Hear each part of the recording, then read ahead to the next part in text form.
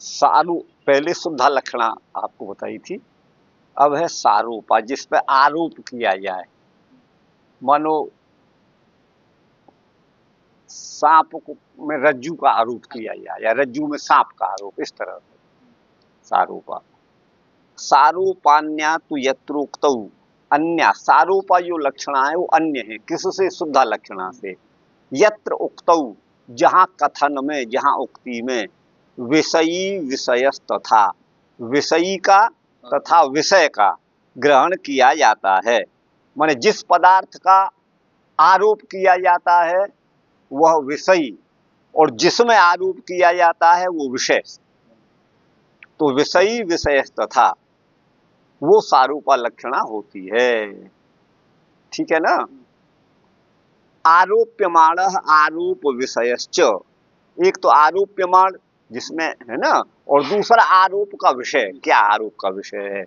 यत्र अनपहनुत भेदऊ, जहां इन दोनों का भेद ज्ञात नहीं हो, दोनों के भेद की प्रतीति नहीं हो। सामानाधिकरणेन निर्दिश्यते, इन दोनों का निर्देश सामानाधिकरण्य में, माने एक विभक्ति में। जो आरोप्यमाण में विभक्ति और वचन है वही आरोप विषय में भी है। जो आरोप्यमाण में है विभक्ति और वचन, वही आरोप विषय में भी है। तो इसे हम कहेंगे सामानाधिकरण। एक ही अधिकरण में यहाँ पर विषय और विषय का निर्देश होता है, वहां पर सारूपा नाम की अन्य शुद्धा लक्षणा से अन्य लक्षणा होती है। सा लक्षणा सारूपा। अब साध्यवसानिका का लक्षण यहाँ दे रहे हैं। इसका कुछ उदाहरण आगे देंगे, सबके आगे देंगे। अच्छा, अब है विषय अंतः कृते अन्यस्मिन् सा स्यात् साध्यवसानिका, जहां विषयी के द्वारा है ना, अर्थात आरोप्यमाण के द्वारा जहां आरोप का विषय अंतर्निगीर्ण होता है, अर्थात निगल दिया जाता है, उसका बोध नहीं होता। आरोप विषय जहां पर ज्ञात नहीं होता, जहां विषयी के द्वारा माने आरोप्यमाण के द्वारा अंतःकृत माने निगीर्ण, जिसको छिपा दिया गया हो, निगल दिया गया हो, निगीर्ण निगलने को कहते हैं, वो साध्यवसाना नाम की लक्षणा होती है। तो सारूपा साध्यवसानिकयो प्रत्येकम द्वैविध्यम, सारूपा लक्षणा के भी दो भेद हैं और साध्यवसाना लक्षणा के भी दो भेद हैं। इनमें से प्रत्येक के दो भेद हैं। ठीक गुरु भाई? तो ये भेद कैसे हैं तो उसे आगे बताते हैं। भेदा विमौच सादृश्यात संबंधांतर तथा, ये दोनों भेद कहीं सादृश्य से होते हैं। जैसे कमल के सदृश मुख है, मुख और कमल का सादृश्य। तो ये दोनों जो साध्यवसाना और सारूपा हैं, कहीं तो सादृश्य संबंध से होते हैं तथा संबंधांतर तथा, कहीं पर किसी दूसरे मेरो है कौन है तो बोले आरोप्यवाण और आरोप विषय ना। हाँ, ये है संबंधांतर मान दूसरा संबंध, ज्ञाप्य ज्ञापक भाव संबंध, बोध्य बोधक भाव संबंध, अथवा कोई भी दूसरा संबंध। तो संबंधांतर माने दूसरे संबंध से अथवा सादृश्य संबंध से ये दोनों लक्षणाओं के दो दो भेद होते हैं, और उन भेदों को गौणौ शुद्धौच विज्ञेयौ, तो वो लक्षणा गौणी भी हो जाएगी और शुद्धा भी हो जाएगी। ठीक है ना? ये गौण और शुद्ध ये भेद हो जाएंगे। तो तयो सादृश्य मूलौ भेदौ, सादृश्य मूलक भेद इन दोनों लक्षणाओं के यहाँ बता रहे हैं। सारूपा का और साध्यवसाना लक्षणा का यहाँ पर सादृश्य मूलक जो भेद है उसको बताएंगे।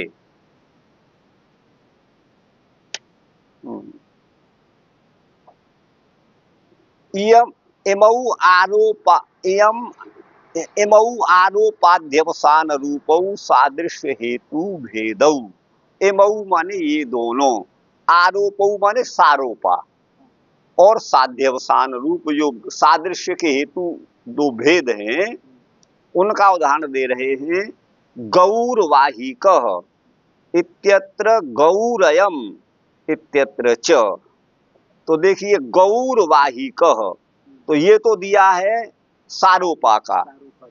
सारूपा का मतलब मैंने आपसे कहा था मुख में कमल का आरोप, मुख में कमल का आरोप। और यहाँ पर गौरवाहिकः, गौ कहते हैं वस्तुतः गौ का वाच्य अर्थ होता है गाय अथवा बैल, पुल्लिंग स्त्रीलिंग दोनों का ही वाचक होता है गौ शब्द। वाहिक एक स्थान का नाम है, देश विशेष का नाम है। वस्तुतः लोग पंजाब बोलते हैं, अब वहाँ क्या कहा जा सकता है कौन है, तो उस देश में रहने वाले वो गौ माने मूर्ख होते हैं। यहाँ गौ पद जो है वो लक्षणावृत्ति से मूर्ख का, अज्ञता का वाचक है। ये तो बैल है, इसको कुछ नहीं आता, इस रूप में है। तो यहाँ पर वाहिक में गौ का आरोप किया गया है, ध्यान दीजिएगा। यहाँ पर वाहिक में गौ का आरोप किया गया है, ये तो सारूपा का भेद हो गया। और साध्यवसाना, यहाँ पर कहा था विषयी के द्वारा आरोप विषय निगल लिया जाए, तो वहां पर साध्यवसाना लक्षणा होती है। अब उसी व्यक्ति को गौरवाहिक न कह करके गौ, ये तो बैल है, तो वाहिक को निगल गया, वहां निगीर्ण हो गया, अंतर निगीर्ण हो गया, ये तो बैल है गौ, आप समझ गए ना, ये साध्यवसाना का उदाहरण हो गया। तो गौरवाहिक इत्यत्र, यहाँ पर तो सारूपा, और गौ अयम, यह तो बैल है ना, ये साध्यवसाना का हो गया। अच्छा, ये दोनों उदाहरण यहाँ पर दे दिए। अत्र ही स्वार्थ सहचारिणु गुणा जाड्य मान्द्यादयो लक्ष्यमाणा, यहाँ गुणों का योग है, ध्यान दीजिएगा। गुणों का भेद है, गौणौ शुद्धौ च विज्ञेयौ, ये जो कहा था गौण, गुणों के योग से गौण, गुण शब्द से ही गौण बना है। जो जड़ता जो मंदता गौ में है, वही जाड्य और मांद्य वाहिक देश निवासी पुरुष में भी है, वाहिक में भी है। तो गुणों के योग से ये लक्षणा है, ठीक है ना। तो गौरवाहिक, यह तो सारूपा हो गई, सारूपा लक्षणा हो गई, और गौरयम, या वाहिक को निगल दिया गया, ये साध्यवसाना हो गई। ये दो भेद यहाँ पर हैं। स्वार्थ सहचारिणो गुणा, स्वार्थ यहाँ पर गौ का स्व का अर्थ हो गया क्या, बैल या गाय। उसके सहचारी गुण कौन है, जडता मंदता, वो सहचारी गुण है, अर्थात जाड्य मान्द्यादयो, जडता मंदता आदि, ये लक्षित हो रहे हैं। लक्ष्यमाणा अपि गो शब्द से परार्थाविधाने, गो शब्द जो है परार्थाविधान, गो शब्द यहाँ पर अपने अर्थ को न कह करके परार्थाविधान, दूसरे अर्थ का विधान, उस वाहिक के अर्थ को कह रहा है, अर्थात गो में जो गुण है वही उसमें भी है। तो परार्थाविधान में ये प्रवृत्ति निमित्त को प्राप्त होते हैं, उनकी प्रवृत्ति जड, गाय के अंतर्गत होने रहने वाली जडता और मंदता का बोध उस पुरुष में कराया जा रहा है, उसकी प्रवृत्ति के निमित्त होते हैं। इति केचित, ऐसा भी कुछ लोग कहते हैं, ये इनका अपना मत नहीं है, दूसरों का मत दे रहे हैं, अपना देंगे आगे। स्वार्थ सहचारिणा अभेदेन, अभेदन नहीं अभेदेन कर लीजिए, इसे द पर एक ही मात्रा लगाइए। परार्थ गता गुणा एव लक्ष्यन्ते न तो परार्थो अविधीयते इत्यन्ये। लाइए, भेदेन है,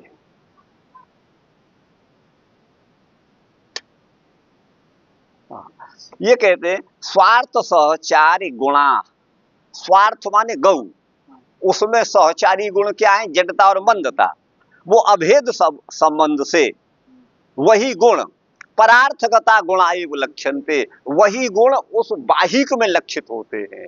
जो गुण जो जाड्य मान्द्य गौ में है वही वाहिक में भी लक्षित होते हैं। परार्थगता गुणा एव न तो परार्थो अविधीयते, वहां वाहिक गौ माने बैल है ये नहीं कहा जाता, किंतु गौ में जो जाड्य मान्द्य है वो गुण उस वाहिक में है, वही यहाँ पर कहा है।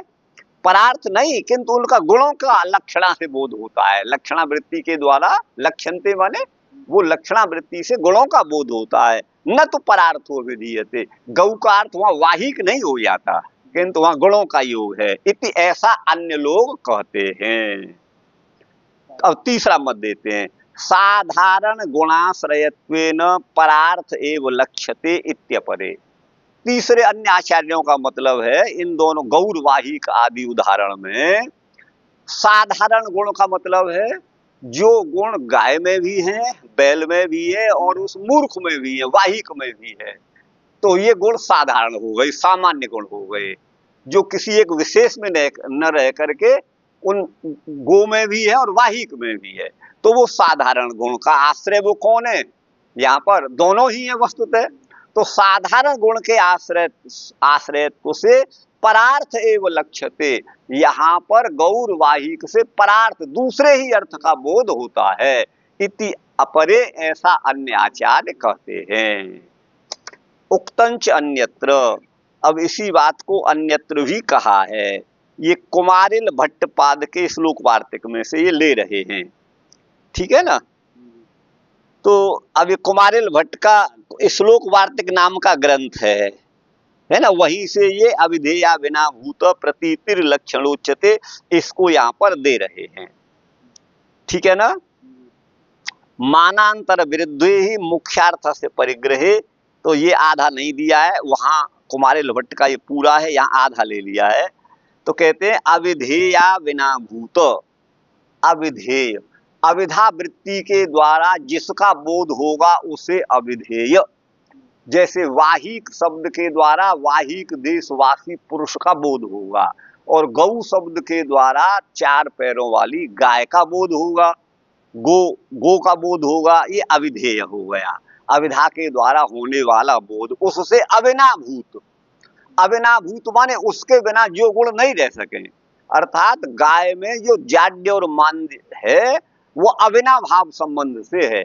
अविनाभाव संबंध का मतलब है गाय से जड़त्व और मान्य बंधत्व पृथक नहीं है, वो अविनाभाव से है। बिना भाव का मतलब पृथक सत्ता, और अविनाभाव माने उससे पृथक नहीं रहना। तो अविधेय से अविनाभूत, अविधेय की अविनाभूत जो प्रतीति है उसके बिना उसका न रहना, इस प्रकार की जो प्रतीति है इसी को लक्षणा कहते हैं। ये मुकुल उनका कुमारिल भट्ट का मत ये दे रहे हैं, ठीक गुरु भाई। लक्ष्यमाण गुणैर योगात वृत्ति रिष्टात गौणता, इस वृत्ति को अर्थात शक्ति, शब्द की शक्ति, शब्द की तीन वृत्ति है, अविधा लक्षणा और व्यंजना। तो इस वृत्ति की गौणता अभीष्ट है। इष्टा माने इसको गौणी कहा जाता है, इसकी गौणता अभीष्ट है, क्योंकि गुणों का योग है यहाँ पर। तो लक्ष्यमाण गुणैर योगात, यहाँ पर गुण लक्षित होते हैं, माने जो जाड्य मान्य गौ में है उन्हीं की प्रतीति उस वाहिक में हो रही है, लक्ष्यमाण गुणों के योग से, ठीक है ना। यहाँ पर इस वृत्ति को गौणी वृत्ति कहा गया है, गौणता यहाँ पर कहा गया है। अविनाभावो अत्र संबंध मात्रम, है ना। अविनाभाव का यहाँ पर मतलब है संबंध मात्र, माने गो के गुणों का गो से संबंध है, ये है। न तो नान्तरीयकत्वम, अंतरीयकत्व नहीं है ना, अन्य कोई अर्थ नहीं है। तत्व ही ऐसा होने पर मंचा क्रोशंती इत्यादौ लक्षणा न स्यात्, यदि ये संबंध मात्र ही मानेंगे तब तो मंचा क्रोशंती इत्यादि में लक्षणा ही नहीं होगी। क्या नहीं होगी? लक्षणा नहीं। मंचा क्रोशंती का अर्थ आप तो समझते हैं इसको, खेत में से चिड़ियों को भगाने के लिए लकड़ी का एक मंच बना लिया जाता है, उस पर चढ़ करके वो हल्ला मचाता है, क्रोशन क्रिया हल्ला मचाना। तो मंचा क्रोशंती में मंच तो जड़ होता है, लकड़ी का, घास फूस का, रस्सी का बना हुआ होता है, उसमें क्रोशन क्रिया का अन्वय संभव नहीं है, क्योंकि वो चिल्ला नहीं सकता और चिड़ियों को भगा नहीं सकता, वो तो जड़ है। लेकिन यहाँ पर मंच पद की लक्षणा मंचस्थ पुरुष में जाती है, मंच की लक्षणा मंचस्थ पुरुष में जाती है, ठीक है ना।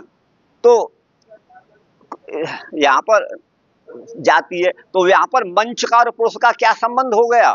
आधाराधेय भाव संबंध। पुरुष तो आधेय है और मंच उसका आधार है। तो वही यहाँ पर कहा यहाँ पर अविनाभाव का मतलब है संबंध मात्र, संबंधवाद।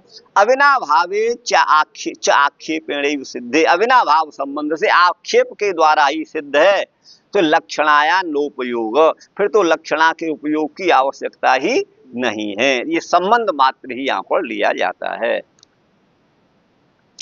तयो संबंधांतर मूलौ भेदौ, दूसरे संबंधर से, तो देखिए दो बात कही थी, एक तो संबंधांतर तथा ये कहा था ना, तो पहले तो ये कहा था सादृश्यात संबंधांतर, तो सादृश्य के बाद अब कहते हैं संबंधांतर, तो संबंधांतर के द्वारा अब जो है भेदों को, दोनों के भेदों को कह रहे हैं, इसलिए भेदों में द्विवचन है।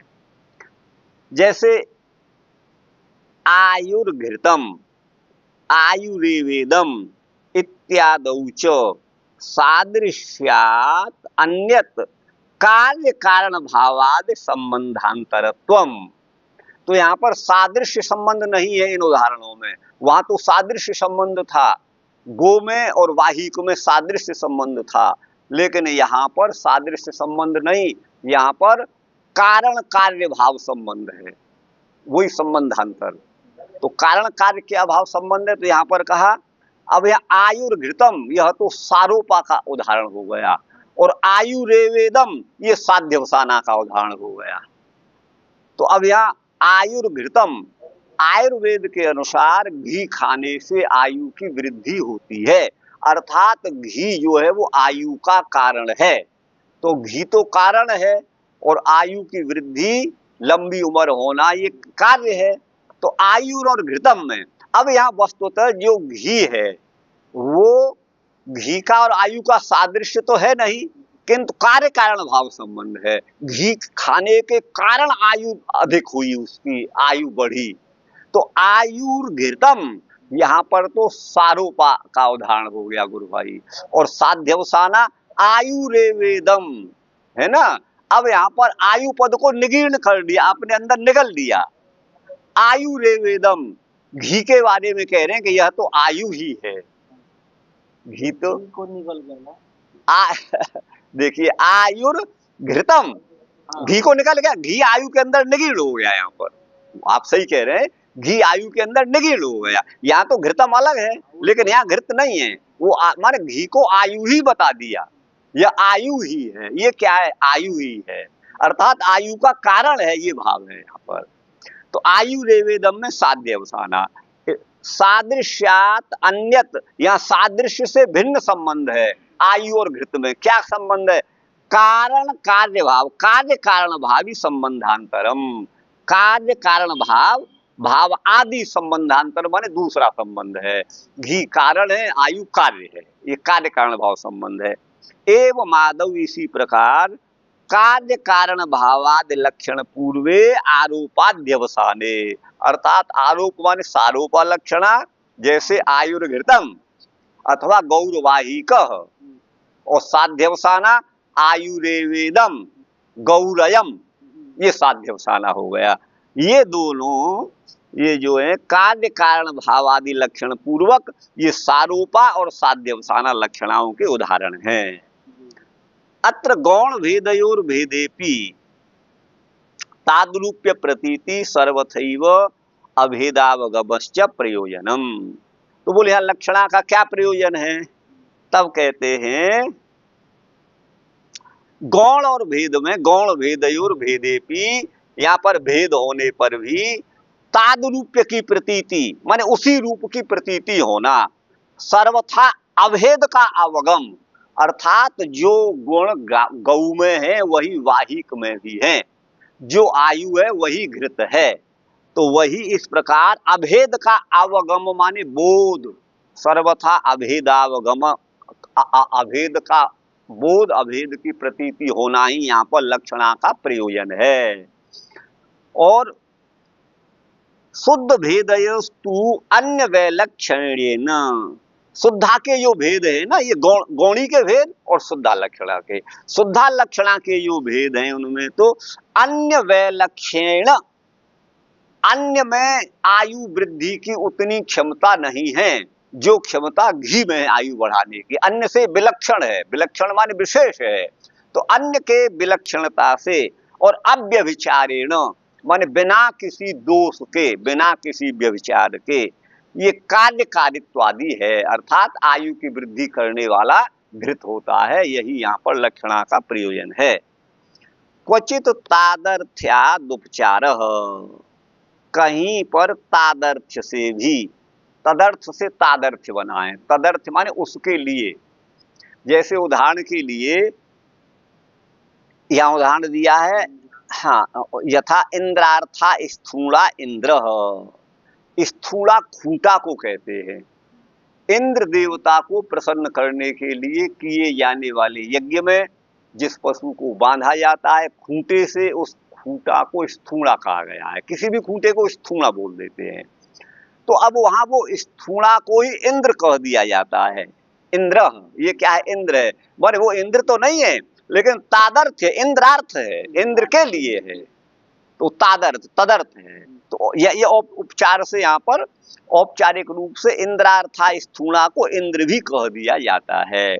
और क्वचित माने कहीं स्वस्वामी भाव संबंध से भी प्रयोग किया जाता है। जैसे अब यहाँ डीएम आ जाए तो कहेंगे सरकार आ गई, भाई वो सरकार आ गई, वो राजा आ गया, ऐसा कहें। वो राजा तो नहीं, सरकार तो नहीं है, सरकार तो यूपी की सरकार तो जो है वो योगी जी है, योगी जी के अधीन है वो है। लेकिन वहाँ स्वस्वामी भाव संबंध है ना। उसका स्वामी अपना जो भी मंत्री मुख्यमंत्री वो है और वो सेवक है। तो यहाँ पर राजकीय पुरुष को राजा कह दिया जाता है ना। तो वो यहाँ पर ये क्या है, ये स्वस्वामी भाव संबंध से भी, ये भी लाक्षणिक प्रयोग लक्षणा के अंतर्गत आते हैं। क्वचिद अवयव अवयवी भावात, कहीं कहीं अवयव और अवयवी भाव संबंध भी होता है। अवयवावयवी भाव संबंध से भी लक्षणा का लाक्षणिक प्रयोग होता है। यथा अग्रहस्त इत्यत्र अग्रमात्रे अवयवी हस्त, ये अग्रहस्त हाथ का अगला भाग है। आपने ये पकड़ लिया तो हम कहेंगे हाथ पकड़ लिया, वस्तु तो ये हाथ तो नहीं, हाथ तो ये पूरा है।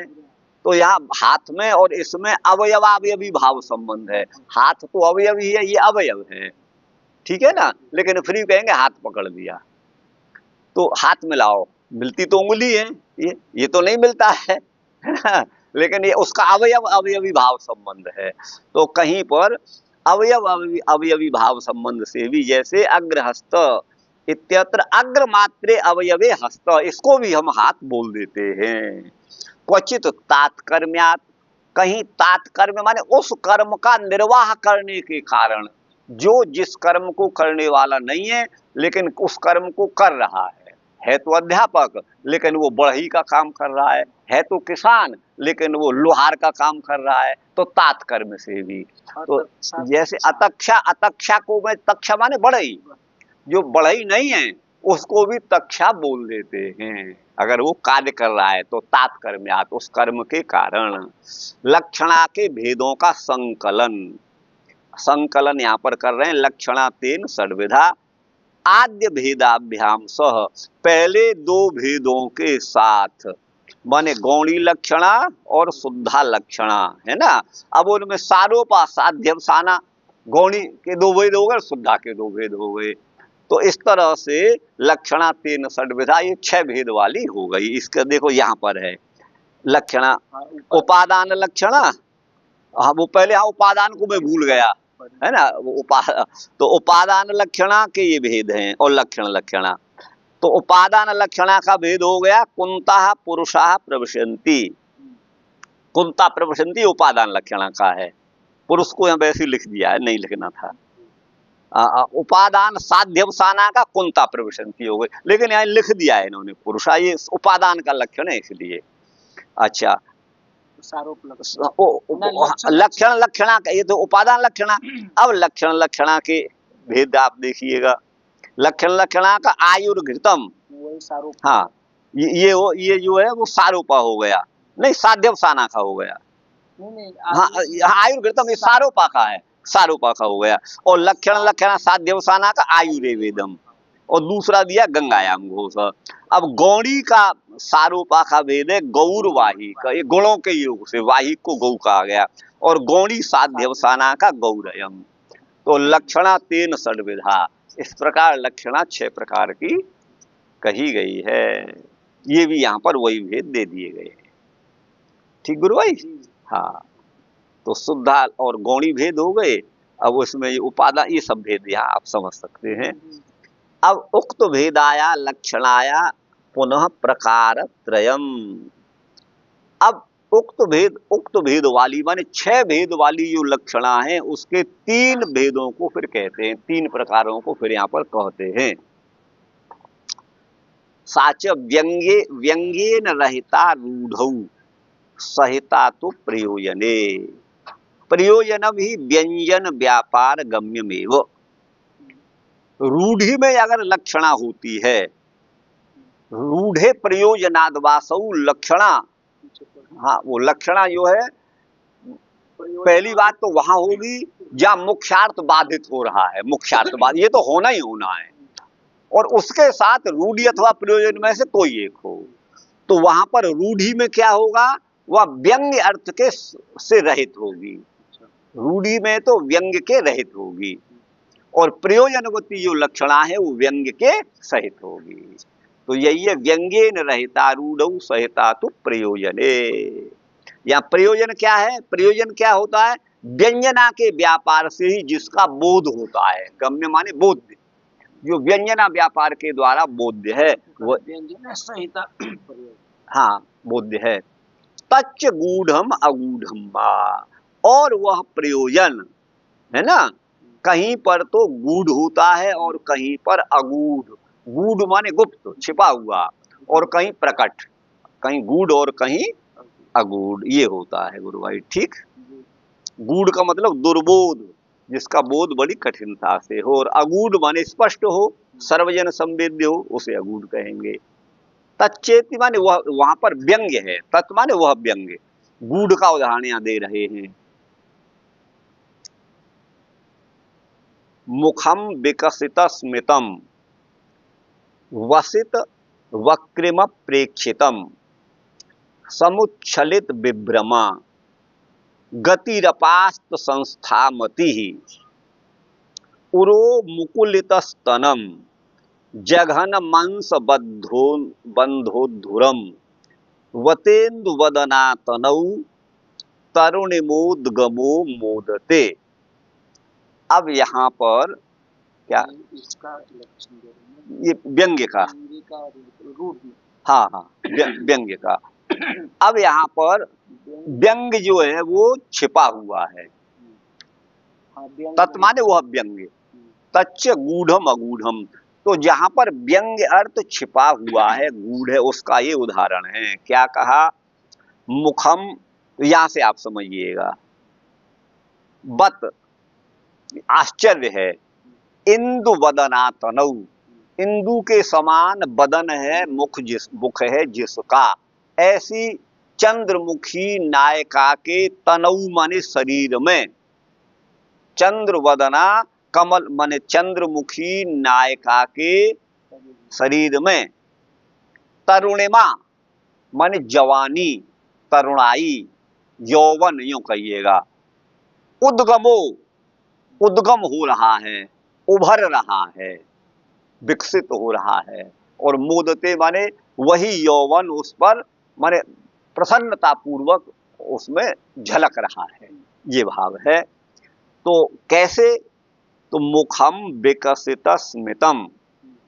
मुख में स्मित माने मधुर मुस्कुराहट, मुस्कुराहट को स्मित कहते हैं। तो मधुर स्मित माने मुस्कुराहट का विकास हो रहा है, विकसित स्मितम, ऐसा तो मुख है। नायिका का मुख कैसा है, जिसमें स्मित माने मुस्कुराहट का विकास हो रहा है, विकसित हो गया है स्मित जिसमें, ऐसा मुख है स्मित मुस्कुराहट को। और वसित वक्रिम प्रेक्षितम, नायिका का प्रेक्षित माने दृष्टि कैसी है, प्रेक्षित माने दृष्टि, चितवन, वसित वक्रिम माने, वक्रिम माने तिरछी, और वसित माने वश में करने वाली, ऐसी उसकी दृष्टि है। समुच्छलित विभ्रमा गति, और उसकी गति कहती है, गति कैसी है, जिसमें विभ्रम माने विलास, विभ्रम माने विलास माने हिलोरे ले रहा हो, उछल रहा हो, समुच्छलित विभ्रम, है ना, विभ्रम जिसमें जो है विलास कर रहा हो, उछल रहा, विभ्रम माने विलास जिसमें उछल रहा हो।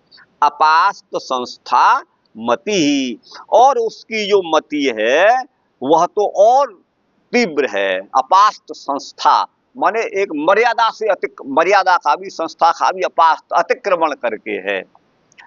उरो मुकुलित स्तनम, उस नायिका का उर माने छाती, वक्षस्थल, उसमें स्तन मुकुलित हो रहे, उभर रहे, पूर्ण विकसित नहीं हुए, अभी उभर रहे हैं। मुकुलित स्तनम जघनम अंश बंधोद्धुरम, और उसका जघन स्थल ये जांघें और अंश बंध ये उद्धुर, ये भी बड़े माने सटे हुए हैं।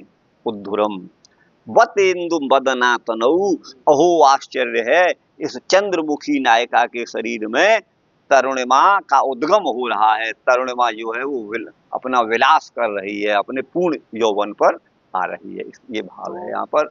तो शाब्दिक अर्थ हो गया। हाँ, ये शाब्दिक अर्थ हो गया। अब यहाँ व्यंग्य गूढ़ है।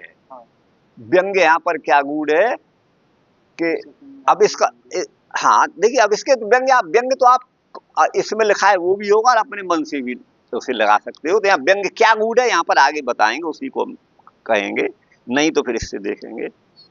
हाँ, इसमें नहीं दिया है। तो अब यहाँ पर है, देखिए, यौवन से ओतप्रोत युवती स्थित, मुस्कान से उसकी दृष्टि, उसके हाव भाव भरी गति से, अंग प्रत्यंग से यौवन के परस्पर हृदय, सहृदय गम्य हृदय चरित्र, सहृदय हृदय माने सहृदयों के हृदय को लुभाने वाला उसका चित्र खींचा गया है। किंतु ये मूला व्यंजन यहाँ किंतु व्यंग्यार्थ गूढ़ है। सहृदय काव्य मर्मज्ञ ही जान सकते हैं। यहाँ लक्षणा मूला व्यंजना है, लक्षणा के द्वारा व्यंजना ज्ञात हो। पहले उस वाच्यर्थ से लक्ष्य लिया जाएगा और उस लक्षणा के द्वारा फिर व्यंग्यर्थ लिया जाएगा। तो ये लक्षणा मूला व्यंजना है। ध्वनिवादी आचार्यों के अनुयायी होने से उन्होंने भी प्रयोजनवती लक्षणा में प्रयोजन को व्यंजनागम्य ही माना है। अच्छा, अब यहाँ देखिए बता रहे हैं, लक्षणा के विषय निम्नांकित प्रकार से हैं। यो तरुणिमोद्गम, तरुणिमा का उद्गम हो रहा है। उद्गम होना, निकलना, चलना, आना, निकल करके आना, ये उद्गम का अर्थ है। अब यौवन जो है उभार ले रहा है, यौवन का उद्गम हो रहा है। अब यौवन चेतन वस्तु तो है नहीं, वो तो अचेतन है, वो तो स्वतः आ नहीं सकता, वो तो चल नहीं सकता, उद्गम हो नहीं सकता।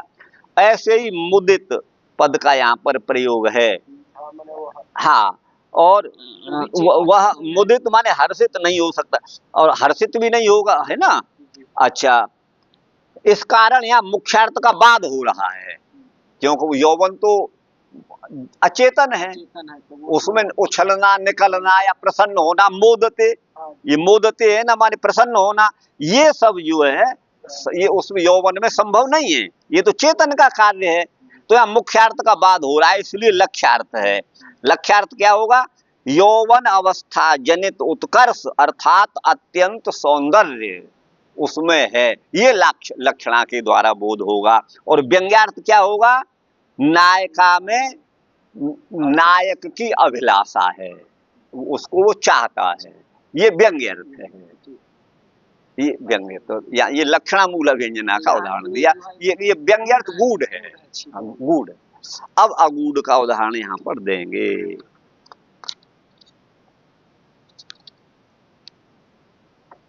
अब मुझे सब याद थे, लेकिन अब बिल्कुल याद नहीं, भूल भाल है, बहुत देर हो गए, छोड़ छाड़ दिया, अब नहीं है। अगूढ़ का श्री परिचया जडापि भवन्त्य अभिज्ञा विदग्ध चरिता नाम उपदिशति कामिनी नाम यौवन मद एव ललितानी। श्री परिचयात, श्री लक्ष्मी को कहते हैं, लक्ष्मी के परिचय से, जिसके पास लक्ष्मी प्रचुर मात्रा में आ गई है, जो बड़ा धनवान है, उस श्री माने लक्ष्मी के परिचय से, ठीक है ना, लक्ष्मी की कृपा से, यूं कहिएगा, उस धन की अधिकता से, यूं भी कह सकते हैं। श्री के परिचय से अभिज्ञा जडा अपि विदग्ध चरिता नाम अभिज्ञा भवंती। अगर पैसा हो गया है तो वह मूर्ख भी विदग्ध चरिता नाम, विदग्ध माने श्रेष्ठ पुरुषों के, उत्तम पुरुषों के चरित्र के जैसे आचरण वो भी करने लगते हैं। जड़ जड़ भी, मूर्ख भी जो वो इतरा जाते हैं, यो भाव है श्री के परिचय से, है ना। भवंती अभिज्ञा, और वो अपने को अभिज्ञ माने विद्वान मानते हैं, अभिज्ञ माने विद्वान मानते हैं। देखिए बड़ा अच्छा कहा है किसी कवि ने, यस्यार्थास तस्य मित्राणि, जिसके पास अर्थ माने धन है उसी के मित्र सब बनना चाहते हैं, उसी के बांधव। यस्यार्थास तस्य बांधवा, बांधव भी सब उसी के अपने को कहेंगे, अरे वो हमारा ही तो बंधु है, करोड़पति अरबपति है। और यस्यार्था सब पुमान लोके, जिसके पास धन है वही श्रेष्ठ पुरुष है लोक में। और यस्यार्था, जिसके पास धन है सही पंडित, वही ज्ञानी भी है। तो वही ये श्री के परिचय से जो जड़ पुरुष हैं वह भी अभिज्ञ माने निपुण हो जाते हैं, और विदग्ध चरित्र को का विदग्ध जैसा आचरण करने वाले हो जाते हैं। तो उपदिशति कामिनी नाम यौवन मद एव ललितानी। तो इसकी देखिए, कामिनी नाम यौवन मद एव, कामिनी स्त्री को कहेंगे।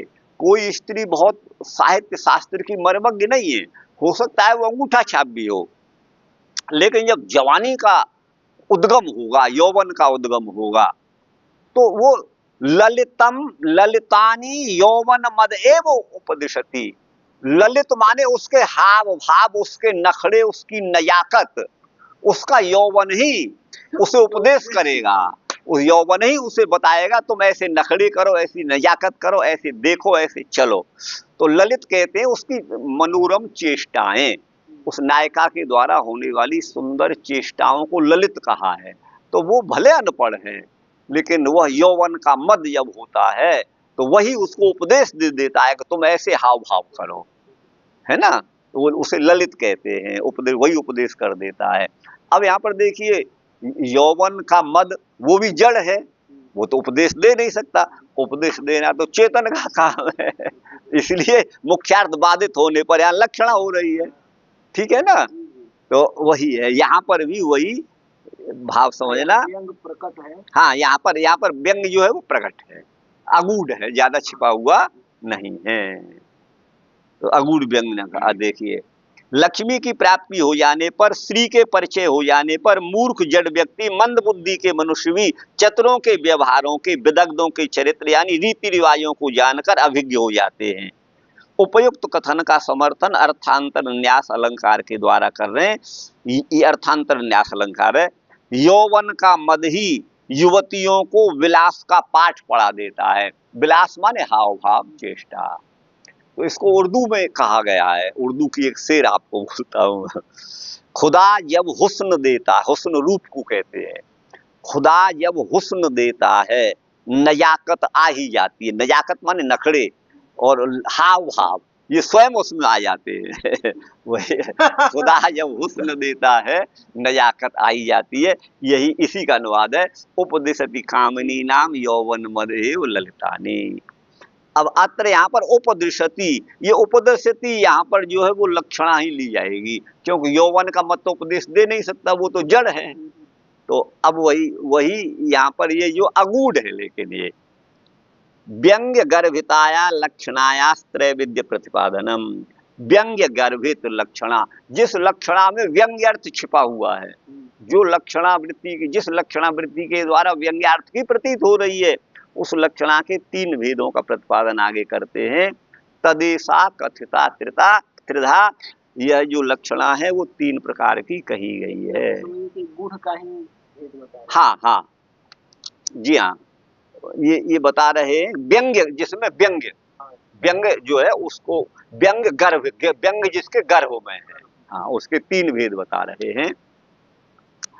अव्यंग्या, गूढ़ व्यंग्या और अगूढ़ व्यंग्या।